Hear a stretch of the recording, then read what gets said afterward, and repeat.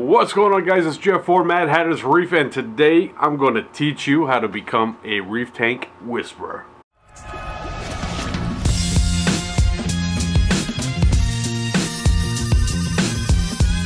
Alright guys, so I had a plan and that plan did not come together. This video was supposed to be titled something completely different. Originally, when I had the idea for this video, I wanted to teach you guys how to reduce phosphates in your reef tank in a way in which that hasn't been overdone.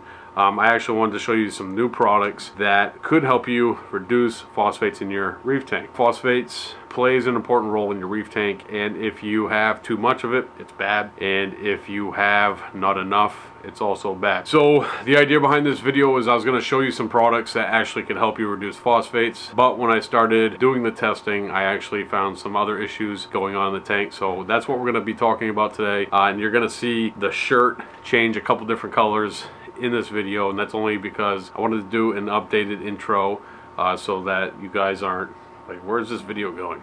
So that being said, let's jump into it. So today we're going to be talking about phosphates and their role in a reef tank and how to reduce them if you wish. And we're also going to be doing the $25 gift certificate to Premium Aquatics. We're going to be picking a lucky winner from last week's video who left a comment and a big old thumbs up. And we're also going to be giving away the Waveline Wave Puck 2 that we did a review for on Premium Aquatics here in this video. So stick around, there's going to be a lot of fun things that we're doing today. Alright, so we're going to test our water. We got our little shot glass full of aquarium water. We're going to be doing the Hannah Checker phosphate test, and we're also going to be doing the Helios phosphate test. This is the first time that I've ever done this test, so you have to bear with me a little bit. So first things first, we're going to start off with the Hannah Checker. If you guys want to check out any of this stuff, there's links in the description below. So we're going to test our water twice. We're going to be using, one time we're going to do it with the Hannah Checker, and then we're going to do it with the Helios. Every time that I've done the phosphate test with the Hannah Checker, it's given me 0.00, which I have a hard time believing that that's accurate. That's why I picked up the Helios. But there's also, you know, the element of user error with these, as well as any test kits that are available out on the market. And there's also the other side of things too. So I do have some hair allergy going on that I'm battling. I also have some algae that's growing on the glass. Theoretically, I guess it is possible that the algae that's in the tank is consuming the phosphate, but better to be safe than sorry. Big focus for me this year is redundancy, so I'm going to have redundancies within the tank system, the elements, you know, the heating element, redundancy in my aquarium controllers now, and that's some stuff that we're going to get into a little bit later. And something else that I'm going to be doing is redundancy in my test kits. Doing my Hannah Checker, I like to get everything set up and ready to go. Prior to that, you have two containers. In one container, I put just regular old tank water, and then in the other one, I put in the reagent because that needs to be mixed up for about 2 minutes before it kind of completely dissolves. If you're unfamiliar with Hannah Checkers, basically what it does is you put the water in once, you hit the button, it takes a 0 reading, and then you put in the other container, hit the button again, it starts a timer. It sits there for about 3 minutes, and then it gives you a digital readout of the parts per million on phosphate. There's two different versions of this one, and I have the phosphate version, and they're expensive. And when you buy the Hannah Checker initially, you don't get many tests, but when you buy a refill, you get a lot more tests. I think it's around 20. The idea behind this is, let's say you're colorblind and you want to test your phosphates. You can't read the scale that a regular old-fashioned test kit gives you, so this is an option for you. The other idea behind this is that it's removing parts of human error, and the reason it's only parts of, because you're still taking the reagent, putting it in the salt water, mixing it, but this will check the solution for you and give you a readout. Obviously,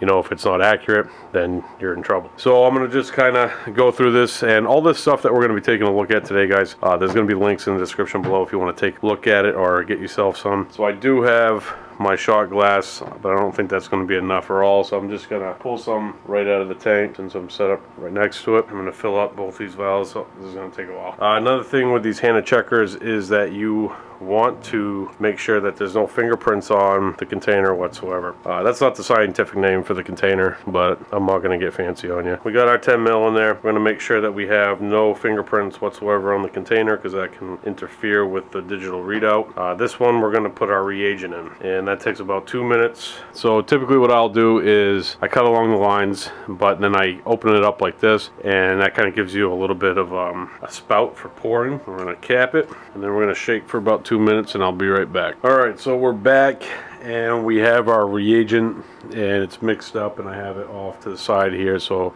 I don't confuse as to what's which. First, what we're going to do is hit the button, and that's going to turn on your HANA checker. And it's asking for C1, so container 1. So it's already asked for container 2. Put that in. We're going to press hold till the clock starts to go down. Now there is a timer that has been put into action, and once that timer is done, then we'll get our digital readout of our phosphates, parts per million, with our HANA checker. So I'll be right back after that's all done. Alright, so 3 minutes has passed, and we have 0.00. Now the accuracy range of the HANA phosphate checker is 0.04. So it could be plus 0.04 off or minus 0.04 off. So my phosphate could be sitting at 0.03 and it'd be reading 0.00, and I wouldn't be none the wiser. That's the issue with the phosphate parts per million. When you get down to the nitty-gritty of it, unless you have a large amount of phosphates in your tank, it's probably not going to pick it up. The difference though between, let's say, the phosphate HANA checker and other test kits is that,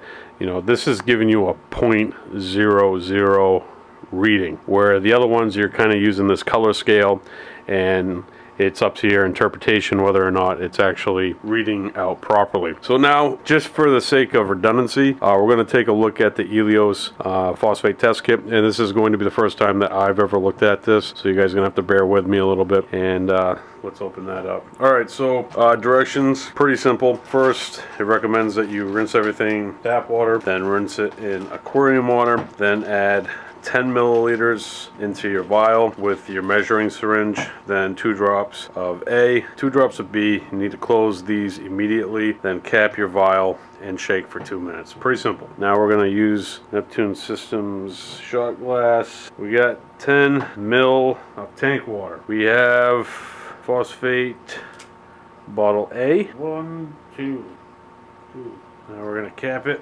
We're going to shake for 2 minutes. Basically, the next step is once you've shaken your vial for 2 minutes, you bring it to the color chart, you take the cap off, and you look straight down. This is telling me that my phosphates in my reef tank are non-existent. And so that's a good thing in the sense of my test kits being accurate, because I checked it with the HANA checker, and I also took a look at it with the Helios test kit. Now in terms of my reef tank, that is actually a problem. So many of us, and I've been guilty of it myself in the past, we do things to our tank without testing. And so many of us watch YouTube, and let's say we're watching the latest Mr. Saltwater Tank video, and he's using GFO and he's using carbon on his tank, and you're watching these videos and they have a beautiful tank, and you see the equipment that they have, and you go out, you buy the equipment, you put it on your tank, and you're not getting the same results. So the whole idea behind this video was to actually show you guys how to reduce phosphates using Phosphate RX, but I'm not in a position to do that right now. My phosphates are 0, and that's actually a bad thing. So what I need to start doing at this point is removing the GFO from my tank, making sure that, you know, I'm not stripping the water completely nutrient bare. And we talked about this a little bit in the beginning of the video, and we'll talk about it a little bit more now. But really the problem being is that I have no phosphates in my tank. So I have an algae problem. And that is more to do with a nutrient problem, not a phosphate problem. And the problems that I'm seeing in my tank right now isn't necessarily due to the fact of my phosphates being out of whack. Well, I mean, a little bit it probably is, because I'm stripping the water completely of phosphates. So what I need to do is get back on track, start doing some decent sized water changes, and taking the GFO flow out of my tank, letting things kind of settle down and see where we go from there. That's going to wrap it up for today. At the very least, you guys got to see the Helios test kit as well as the Hannah checker. I'm going to kind of hit the reset button on pulling the phosphate out of the tank, so eventually possibly I can show you guys how this stuff works, but that's not going to happen today because my phosphates are 0 in my tank, and that's a problem. Alright guys, I hope this has been a useful video. The big takeaway for this, especially if you are new in the hobby, keep doing your water changes every week. Test your water every week. Listen to what your tank is telling you. If you test your phosphates are whacked, grab some GFO and put it in your tank. Or grab some Phosphate RX and put it in your tank. Or grab some ChemiPure Blue and put it in your tank. Just because you're watching a video on YouTube and you see inappropriate reefer using some GFO, he's got a nice looking tank. I want a nice looking tank. I'm going to put GFO in my tank. You might not actually need GFO. Test the parameters, act accordingly. The best piece of advice that I could ever give you, especially if you're starting out in the hobby, is listen to your tank. So enough of that seriousness. We are going to jump into some fun stuff now. We're going to jump into our comment picker selector thing so we can pick a winner from last week's video for a $25 gift certificate to Premium Aquatics. Let's do that now. All right, folks, so we're going to pick ourselves a winner, and Reefer Reborn, you have won yourself a $25 gift certificate. All right, congratulations to the winner. I'll be reaching out to you or email me one way or the other. I'll get you a $25 gift certificate to Premium Aquatics.